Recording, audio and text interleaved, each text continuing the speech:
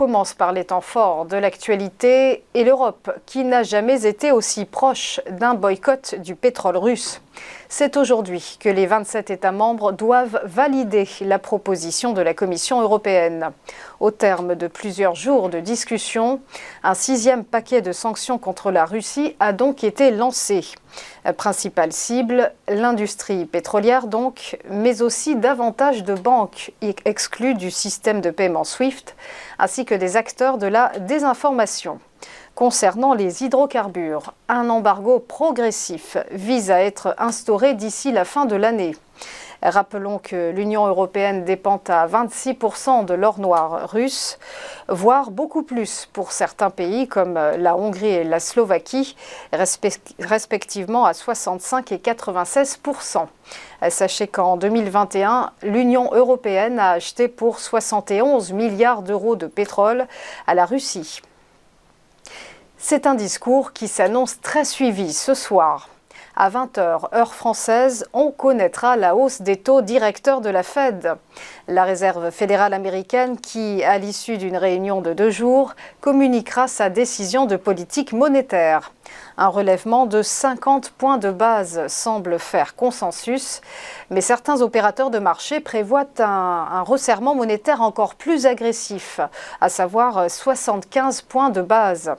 Pour l'institution dirigée par Jérôme Powell, l'enjeu est double, tenter de juguler l'inflation tout en préservant la croissance, et ce, alors même que l'économie américaine montre des signes de faiblesse, avec une contraction de 1,4% du PIB au premier trimestre. Les investisseurs craignent qu'un durcissement monétaire trop appuyé plombe l'économie mondiale, déjà fragilisée par la guerre en Ukraine, ainsi que la résurgence du Covid-19 en Chine. Enfin, Publicis accélère sur le e-commerce. Le géant de la pub a annoncé le rachat de Profitero, une plateforme technologique spécialisée. Le montant de l'opération s'élèverait à 200 millions d'euros. Fondée en 2010, Profitero permet aux marques d'accroître leurs ventes ainsi que leur rentabilité sur les sites d'e-commerce. La plateforme fournit à plus de 4000 marques dans 50 pays des informations et de la visibilité sur plus de 70 millions de produits vendus en ligne.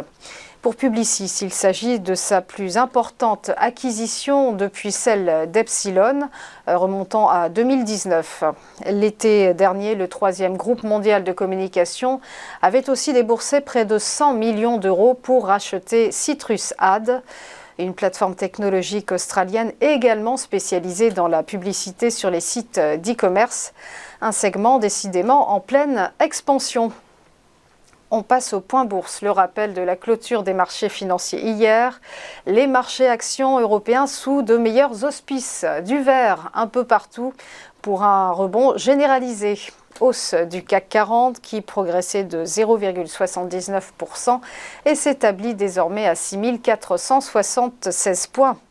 À la bourse de Francfort, le DAX n'était pas en reste. Il prenait 0,72% et pointait à 14 039 points.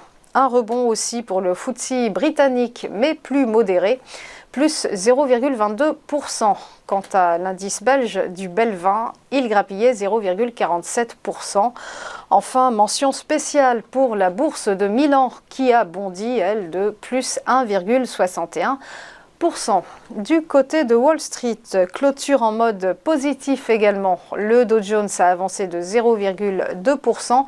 Le S&P 500 a grimpé de 0,48%, tandis que le Nasdaq Composite affichait un gain de plus 0,22%. Voilà, restez avec nous. À tout de suite pour Chronodax.